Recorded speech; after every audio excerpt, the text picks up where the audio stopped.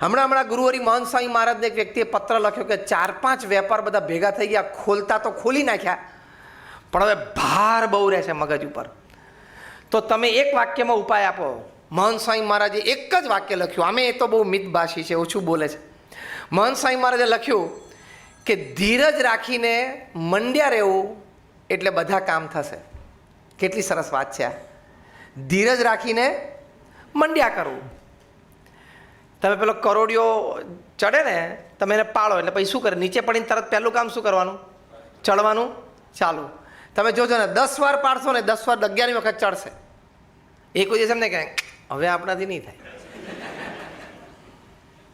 એ થાય જ. તો એ બીજો મોટો સદગુણ છે કે પ્રચંડ પુરુષાર્થ હંમેશા કરતા રહો. એક બહુ જ મોટા સંગીતકાર હતા, બીથોવન નામ હતું. એ 2 હાથે પિયાનો વગાડતા હતા. પહેલી વ્યક્તિ જે 2 હાથે વગાડતી હતી. ન્યુયોર્કમાં ત્યાં એમની લાઈવ કોન્સર્ટ હતી. RCMHમાં રેડિયો સિટી મ્યુઝિક હોલ, દુનિયાની સૌથી પ્રતિષ્ઠિત વેન્યુ કહેવાય. 6 માળની ગેલેરી છે. ઓડિયન્સની સામે, સ્ટેજની સામે 6 માળ છે. તમે અહીંયા દાદરમાં અમારા મંદિરે પાછળ યોગી સભાગૃહમાં આવે ને તો એ 3 લેયરનો કહેવાય, આ 6 લેયરનો છે. મર્સિડીઝ કે પેપ્સી કે કોક જેવી મોટી કંપનીઓનું પ્રોડક્ટ લોન્ચિંગ ને બધું ત્યાં થતું હોય. ત્યાં ચાર્લી ચેપ્લિનથી માંડીને બધાએ પરફોર્મ કર્યું છે. એ RCMHમાં રેડિયો સિટી મ્યુઝિક હોલમાં બીથોવને વગાડ્યું અને 6000ની કેપેસિટી છે ઓડિટોરિયમની, પેક્ડ ઓડિટોરિયમ. અને બધા મંત્રમુગ્ધ થઈ ગયા અને તાલીઓ પાડીને સ્ટેન્ડિંગ ઓવેશન પર આવી ગયા. કાર્યક્રમ પત્યો એટલે પ્રેક્ષક ગણમાં એક એમનો ચાહક, એમનો ફેન બેઠેલો. એ દોડીને સ્ટેજ ઉપર આવીને બીથોવનનો હાથ પકડ્યો કે સર. બીથોવન કે શું? કે સર હું પણ પિયાનો વગાડું છું. બહુ સારી વાત કહેવાય. પેલો કે સર પણ મારી ઈચ્છા છે કે મારે તમારા જેવું વગાડવું છે. સર કે સારું, એમાં શું, વગાડાય. ઠંડા કલે જે બીથોવન જવાબ આપે. પેલો કે સર પણ હું તમારી જેવું વગાડી શકું? બીથોવન કે પહેલાં તું વિશ્વાસ રાખ કે તું મારા જેવું વગાડી શકીશ. તું આ શંકા મનમાં ન રાખ. Don't doubt your self. તો કે સર પણ તમારે જેવું વગાડું તો કે વગાડી શકે. તો કે સર એક ટીપ આપો ને, એટલે કે એક માર્ગદર્શન આપો ને કે તમારે જેવું મારે વગાડવું હોય તો. એ પણ અહીંયા ન્યુયોર્કમાં, એ પણ RCMHમાં, એ પણ લાઈવ પરફોર્મન્સમાં, લાઈવ કોન્સર્ટમાં. Sir give me a tip, એક ટીપ આપો. બીથોવન કે ટીપ બહુ સિમ્પલ છે. તો કે સર કોને? બીથોવન કે 18 કલાક રોજના 40 વર્ષ, 41મા વર્ષે વગાડીશ. મારા જેવું વગાડવું હોય સિમ્પલ, રોજના 18 કલાક વગાડવાનું 40 વર્ષ સુધી, એટલે 41મા વર્ષે તું મારી જેવું વગાડીશ. એ કક્ષાએ પુરુષાર્થ વગર પહોંચાતું જ નથી. પ્રચંડ પુરુષાર્થ. તમે શું પછી કહીશું નહીં, પછી એમાં કશું ના હોય. એક્શન ખબર પડી ગઈ તમને? એક તો તમાકુ ચોડે, બગાસું ખાતો હોય અને પછીની એને ખબર નથી એટલે કોકને પૂછ્યા શું પછી શું ચાલે? કશું નહીં, તારે કંઈ કરવાનું જ નથી, તારે આખી જિંદગી આમાં જ કરવાનું છે.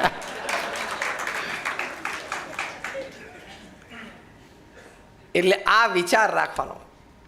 સચિન તેંડુલકર આટલા મહાન જન્મજાત ક્રિકેટર કહેવાય, ગોડ ગિફ્ટેડ બેટ્સમેન, કે જેને ભગવાને સ્પેશિયલ કેસમાં પૃથ્વી પર મોકલે ને અમુક માણસોને, એમાંના એક માણસ આ કહેવાય કે બેટ લઈને જન્મે, એવું કહેવાય. God of cricket. એમને 20 વર્ષ આંતરરાષ્ટ્રીય ક્રિકેટના પૂરા થયા. ટાઈમ્સ ઓફ ઇન્ડિયા એમનો ઇન્ટરવ્યૂ લીધેલો, આખી પૂર્તિ હતી. એ પૂર્તિ હજી મારી પાસે કોપી છે. એમાં એમને પૂછ્યું કે તમારી સફળતાનું રહસ્ય શું? આટલા ટેલેન્ટેડ માણસ જેની પાસે આવડી મોટી કળા, એ પણ એમની સફળતાના રહસ્ય માટે શું બોલ્યા કે 20 વર્ષ અત્યારના, અને એ પહેલાં 4 વર્ષ હું નાનો હતો ત્યારથી રમતો, એટલે કે 24 વર્ષના મારા ક્રિકેટમાં 365 દિવસ વર્ષના એમાંથી એક પણ દિવસ એવો નથી કે જ્યારે સવારે 6 વાગે નેટ ઉપર જઈને પહેલો બોલ ના રમ્યો હોય. પહેલાં 500 બોલ રમવાના. 24 વર્ષમાં એક પણ દિવસ બાકી નહીં. ત્યારે પેલા આશ્ચર્યથી પૂછ્યું કે સર તમે આગલા દિવસે સેન્ચુરી કે ડબલ સેન્ચુરી કરી હોય તો, એટલે કે તમે સારા ફોર્મમાં હો, નિકમાં હો તો?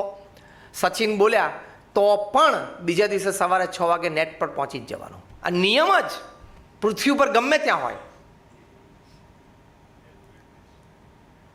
એટલે નીતિમત્તા, આવી નિયમિતતા, પુરુષાર્થ, શ્રદ્ધા, એનાથી કામ થાય જ. તમે દિલ્હીનું અક્ષરધામ જોયું હશે. કેટલે દિલ્હીનું અક્ષરધામ જોયું છે? હાથ ઊંચો કરો. લગભગ બધાએ. 110 એકર ઉપર એ અક્ષરધામ પ્રમુખ સ્વામીએ સંકલ્પ કર્યો 5 વર્ષમાં પૂરું કરવું છે. પહેલાં તો દિલ્હીમાં યમુનાના કિનારે 110 એકર જગ્યા. દિલ્હીમાં તમે કોઈને પણ મળો ને તો એમ કે મંગળ ઉપર તારે પ્લોટ જોતો હોય ને તો અપાઈ દો, દિલ્હીમાં રહેવા દે, એવું તંત્ર છે બધું ત્યાં. એ યમુનાના કિનારે. એ રેસિડેન્શિયલ ને કોમર્શિયલ પ્રોજેક્ટ નહીં, બાંધીને વેચવાનો નહોતો. હા, પથ્થરનું બાંધકામ પાછું. સોમપુરા જેણે અક્ષરધામ ડિઝાઇન કર્યું, એ સોમપુરાએ કીધું કે સ્વામી 35 વર્ષ થશે આ બાંધતા. ઘણા બધા પ્રોજેક્ટ ઉત્તર ગુજરાતમાં બીજા 2-3 સંપ્રદાયોના ચાલે છે. 70 વર્ષ પૂરા થયા, ત્રીજી પેઢી કામ કરે છે. નકશી કામ હજી પૂરા નથી થયા અને અક્ષરધામના લેવલના જ પ્રોજેક્ટ છે. પ્રમુખ સ્વામી કે મારે 5 વર્ષે જોઈએ છે, કરવો જ છે. તો કે સ્વામી એટલા કારીગરો જ નથી, તમને વધુમાં વધુ 2-2.5 હજાર કારીગરો મળે, આમાં 7,000 કારીગરો 5,000 કારીગરો એ લેવલના ફિગર્સથી અમુક ટાઈમ પીરિયડથી કામ કરતા હોય ત્યારે બધું કામ થશે. પ્રમુખ સ્વામી મહારાજે વિચાર્યું, પહેલાં બેન્ચમાર્ક બાંધી દીધો કે 5 વર્ષમાં કરવું જ છે. હવે શું જોઈએ નક્કી કરો. જો મહાપુરુષો આવી રીતે કામ કરતા હોય, this is human in man. First decide the goal કે અહીં જવું છે. તો કે રસ્તો નથી, કે રસ્તો પછી હું કરી લઈશ, પહેલાં ક્યાં જવું છે નક્કી કરી નાખો. ખબર પડી ક્યાં અને કેટલે. પ્રમુખ સ્વામી મહારાજ નક્કી કર્યું કે 5 વર્ષમાં કરવું છે. સોમપુરા કે 35 વર્ષ થાય, જે મંદિરોના બાંધકામ કરતા હોય, ડિઝાઇન કરતા હોય. પ્રમુખ સ્વામી મહારાજ જો નક્કી હતું ને તો ઉપાય સૂજો. આ વાત લઈને ઘરે જજો આજે. કઈ વાત? નક્કી હશે તો ઉપાય મળશે જ. પ્રમુખ સ્વામી મહારાજે કહ્યું કે આ બધા કારીગરોને ભેગા કરો અને આપણે બધાને કહીએ કે તમારા ભત્રીજા હોય, ભાણિયા હોય, તમારા કાકા મામા હોય, કારણ કે તમારા પરિવારમાં એના લોહીમાં કળા તો હોય જ, પણ એટલું કામ ના મળતું એટલે કોઈકે ગામમાં કરિયાણાની દુકાન ચાલુ કરી દીધી, કોઈએ ચાની કીટલી ચાલુ કરી દીધી. એ બધાને આપણે પાછા બોલાવો અને એ બધાને છે ને 6 મહિના તમે ટ્રેનિંગ આપો. કારણ કે 2-4 વર્ષથી 5 વર્ષથી હાથ ચાલ્યો ના હોય તો જરા હાથ સફાઈ કરવી પડે ને, એટલે કે તમે શીખવાડો.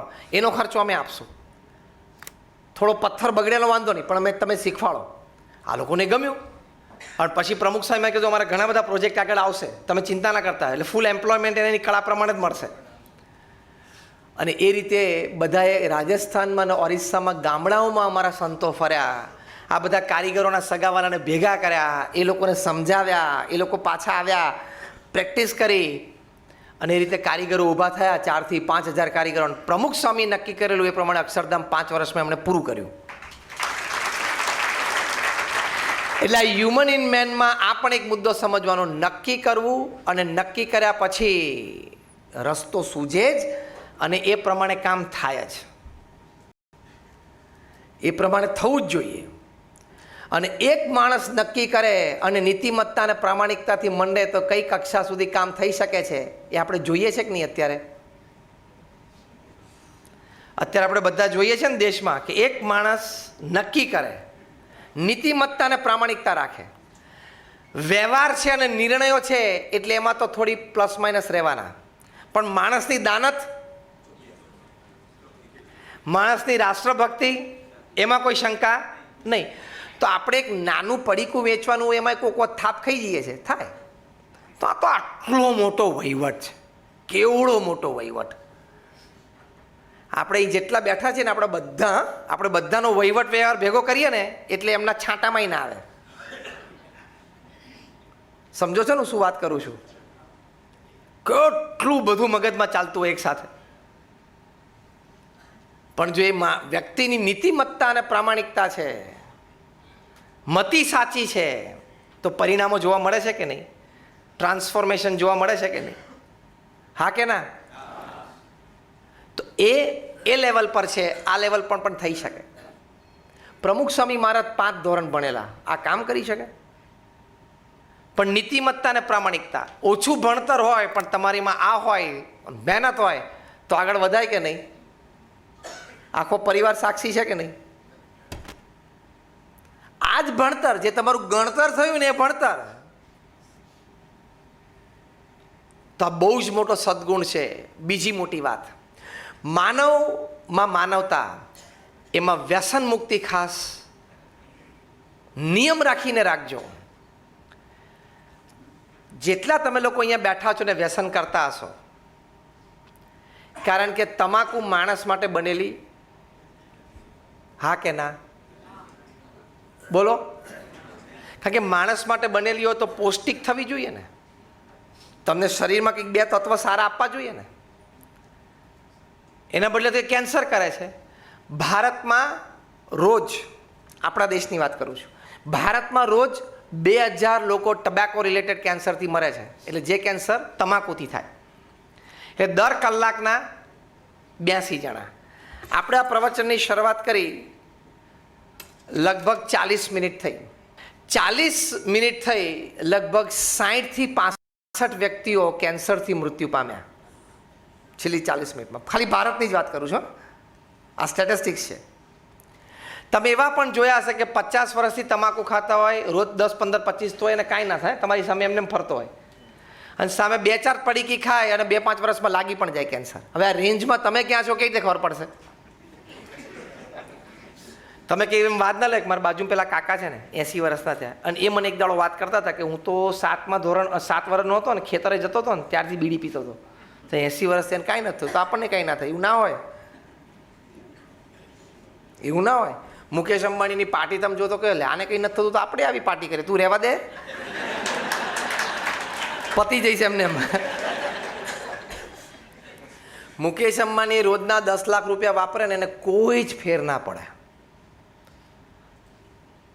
અહીં જૂના દરિયા કિનારે જઈ અને તમે પેલી 10-10 હજાર લીટરની પાણીની ટેન્કરો 20-25 દરિયામાંથી ભરી લો, તે દરિયામાં કેટલું પાણી ઓછું થાય?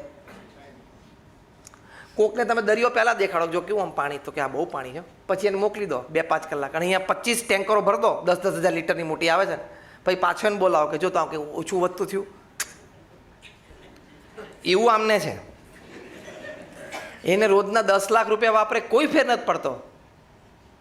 અને તને એમ થાય કે હવે એ માણસ છે, આપણે માણસ છે, એને હાથ પગ આપણે કરીએ. તું ભૂલથી એનું 10% ચાલુ કર ને, એટલે તારે 10મા દિવસે બાંદ્રા રેલવે સ્ટેશન ઉપર પ્લેટફોર્મ નંબર 1 ઉપર એલ્યુમિનિયમનો વાટકો લઈને બેવાનો વારો આવે. ટૂંકમાં કયું વાત શીખવાની? એના વાદે કરાય નહીં. એમ પેલો 80 વર્ષનો ડોહો ખાતો હોય ને કે આ 50 વર્ષથી ખાય છે, એના વાદે ચડી ના જવાય, કારણ કે નથી થતું, મન કંઈ નહીં થાય, થશે. તમે જે વ્યસન કરો છો ને એની માટે આજે મારે એક આક્ષેપ મૂકવો છે. મૂકી દો. જે વ્યસન કરતા હોય એના માથે એક આક્ષેપ મૂકવો, આરોપ મૂકવો છે. તમારે બધાની પરવાનગી હોય તો વડીલોની તો 2 બાજુથી મળી ગઈ, પહેલી લાઈનમાંથી. હવે તમે બધા કહો મૂકું? તો આક્ષેપ એ છે કે તમે તમાકુ મોઢામાં મૂકો છો એટલે સાબિત થઈ ગયું કે તમને તમારા પત્ની, તમારા સંતાનો અને તમારા મા બાપ પ્રત્યે કોઈ પ્રેમ નથી. હવે આ વાત કેમ હું તમને સમજાવું, હવે તમને કનેક્શન દેખાડું. કારણ કે તમે મોઢામાં તમાકુ મૂકો અથવા સિગરેટ મોઢામાં મૂકો એટલે કેન્સરની શક્યતાઓ તમે વધારો છો. એટલે સબકોન્શિયસ માઇન્ડમાં શું થયું કે ભલે મને કેન્સર થાય, ભલે મારી પત્ની વિધવા થઈ જાય, મને એની કોઈ પડી નથી, ભલે મારા નાના દીકરા દીકરી બાપ વગરના થઈ જાય, મને એની કોઈ પડી નથી, ભલે મારા વૃદ્ધ મા બાપને બિચારાને કોઈ સેવા કરનારો મટી જાય, મને આ પડીકી વધારે વાલી છે, એવું સાબિત થયું ને. એટલે હવે તમે જે તમાકુ ખાતા હોય કે સિગરેટ પીતા હોય, હું તમને મોઢે કહું છું કે તમને તમારા પત્ની માટે પ્રેમ નથી, તમારી પત્ની વિધવા થઈ જાય એ તમને કોઈ પડી નથી. હવે મારું આ સ્ટેટમેન્ટ ખોટું હોય તો મને કહો. ઘનશ્યામભાઈ વાત બરોબર થઈ? રાહુલ, ધીરુભાઈ બરોબર થઈ ને? આમ ઝાટકો લાગે એવી વાત છે, છાતીમાં વાગી. તમે તમાકુને અડ્યા એટલે તમારી પત્ની વિધવા થઈ જાય ને તમને કોઈ પડી નથી. હવે ખાલી તમે કલ્પના કરો કે તમે જતા રહ્યા કેન્સરથી, પાછળથી તમારા પત્ની, નાના સંતાનો, તમારા કંઈ ભાઈ બહેન અથવા વૃદ્ધ માતા પિતા, એને જીવન પૂરું કરવાનું, તમારા પત્નીને વિધવા તરીકે છોકરા મોટા કરવાના, એને ભણાવવાના, એ તો આખું પરિવારમાં આ ઉપાધિમાં આવી જાય ને. અને ભૌતિક વ્યવસ્થા તો નાની મોટી થઈ, ઇમોશનલ સપોર્ટ કેવો તૂટી ગયો. કોણ એવું ઈચ્છો છો કે તમારી પત્ની વિધવા થાય? એ આંગળી ઊંચી કરો. સીધો હાઈ ડોઝ જ આપું છું, શું છૂટે. કોઈ એવું ઈચ્છતા નથી કે તમારા પત્ની વિધવા થાય, પણ તમે તમાકુ ખાવ છો તો ઇનડાયરેક્ટલી તો એવું થઈ જ ગયું. કેમ લાગે છે વાત કેમ લાગે છે? આમ ખોલીને નથી બોલતા કોઈ, આમ જેમ ખુલીને બોલવું જોઈએ ને, રણકાર નથી આવતો. કારણ કે ઘણા તો પડીકી ખિસ્સામાં રાખી હશે અત્યારે, અને પાછું રાહ જોતા હશે હવે જો સ્વામી 10 મિનિટમાં પતાવે તો મારો ટાઈમ થઈ ગયો છે.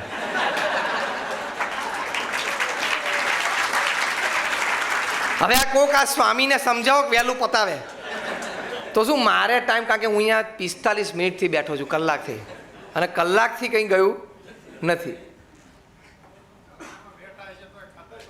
અડધાન તો અહીંયા બેઠા છે ને કોકના મોઢામાં છે. જો અમે તો તમારા સારા માટે વાત કરીએ છીએ, અમને કોઈ જ સ્વાર્થ નથી, તમારી પાસેથી રૂપિયાનો સ્વાર્થ નથી. અમે બહુ જ મોટી સંસ્થામાંથી આવીએ છીએ, અમને તમારી પાસેથી બીજો કોઈ સ્વાર્થ નથી. આજે આ વાત થઈ તો લાગણીથી તમને વાત કરીએ છીએ. અમારે કંઈ બૈરા છોકરા નથી, પરિવાર નથી, કામ ધંધો, નોકરી ધંધો, વ્યવહાર કશો જ નથી. પણ ભગવાનને સંભાળીને પ્રમુખ સ્વામી મહારાજના હૃદયમાં જે વાત હતી, પ્રમુખ સ્વામી મહારાજના હૃદયમાં જે વ્યસન મુક્તિની વાત કરી, એ પ્રમુખ સ્વામી મહારાજને એમના શતાબ્દી મહોત્સવ સંભાળીને તમને વાત કરીએ છીએ. આજે અહીંયા આવ્યા છો તો છોડી દેજો, હિંમત રાખજો.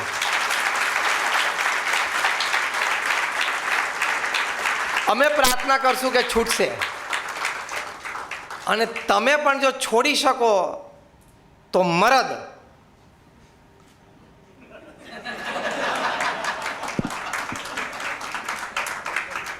છોડો તો જ મરદ, બાકી ખોટામાં એક બટન ખુલ્લું રાખવું એ મરદ નહીં. આ જે તમારો પરિવારનો દુશ્મન છે ને છોડી શકો તો તમે મર્દ. એક ઘાને 2 કટકા કરી નાખવાના, ના જોઈએ એટલે ના જ જોઈએ, એ જીગરથી જ કામ કરવાનું. બરોબર? પાકું?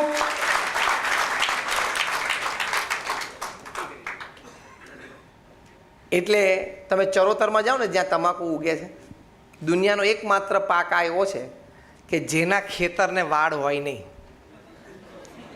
તમે રોડ, હું તો ત્યાં ભણ્યો છું, મેં મારી કોલેજ ત્યાં કરી છે. રોડ હોય, રોડ પછી ફૂટપાથ હોય, ને ફૂટપાથ પછી ખેતર ચાલુ થઈ જાય. કેમ? તમાકુના ખેતરને વાડ હોય નહીં. કારણ આપીને સમજાવો, 2 માર્ક પરીક્ષામાં પૂછે ને એમાં. કેમ ના હોય? ઢોર ના ખાય છે ને મોટું સ્ટેટમેન્ટ ને પોળું સ્ટેટમેન્ટ, જે આપણે પિન પોઈન્ટ કરો, ગધેડા પણ ખાય તો શું અસર થાય? અત્યારે છે ને આ પશુની ભાષા આપણને સમજાતી નથી, ભવિષ્યમાં સમજાશે. વિજ્ઞાન એ પણ લાવશે. જેમ આપણી ભાષા છે ને એમ પશુઓની પણ ભાષા જ છે આખી વ્યવસ્થિત. આપણને ત્યાં કૂતરું ખાલી બસે છે, પણ એના બસવાના ટોન ઉપર નીચે એમાં બધી એક આખી ભાષા રહેલી છે, હકીકત છે. પણ અત્યારે આપણને હજી એનાલિસિસ વિજ્ઞાન એટલું આગળ વધ્યું, એમ ભવિષ્યમાં આગળ વધશે તો બધું જ ખબર પડશે. તે દિવસે ખબર પડશે કે ભૂલથી કોઈ ખેતરમાં, એટલે કે તમાકુના ખેતરમાં ગધેડો મોઢું નાખવા જતો હશે ને, એટલે પાછળથી બીજો ગધેડો જે ભૂકે છે ને એ શું કહેતો હશે? એટલે માણા જેવો છું.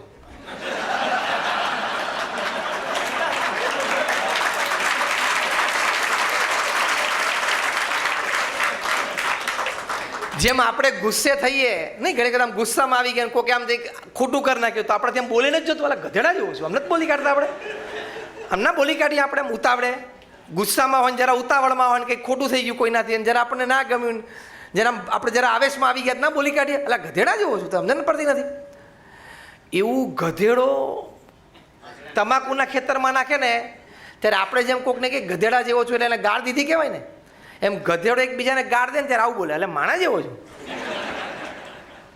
એવી ભાષામાંથી બહાર આવશે. ત્યારે આપણે સારું તો બહુ કરી, પછી બોલશે પાછું બીજી વાર ભોગીને કે આ પેલા હલકટ માણસ એનો ખોરાક છે, આપણે ખાનદાન માણસો, ખાનદાન ગધેડા, આપણે આમાં મોઢા ના નાખીએ.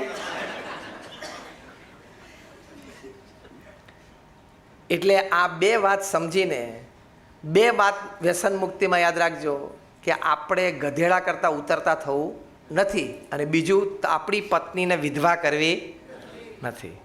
એટલું રાખીને આ બે વાત આ છે ને તમારાથી વ્યસન ના છૂટે ને તો આ બે વાક્ય રોજ મનને સવારના પોરમાં, બપોરે, સાંજે, રાત્રે બોલજો. બોલવાની તો હિંમત કરજો, એટલું તો કરજો. તમાકુ મોઢામાં નાખો ને, હું ગધેડા કરતા નાનો થઈ ગયો એમ કંઈ નાખજે ને તું. બોલ તો ખરો એકવાર મનમાં, એટલે એની ઇફેક્ટ આવવાની ચાલુ થઈ જશે. બોલો ને એટલે એની ઇફેક્ટ આવે. અને તમાકુ મોઢામાં નાખો ને ત્યારે એકવાર વિચાર કરનો કે આ પડીકી મારી પત્નીને વિધવા કરી શકે એમ છે ખરી, એવું એકવાર બોલીને પછી નાખજો, તોય 2, 4, 5 દિવસમાં એની ઇફેક્ટ આવશે. હવે આમ કેટલાને મન થાય છે કે છોડી દેવું જોઈએ, આમ જીગર રાખીને.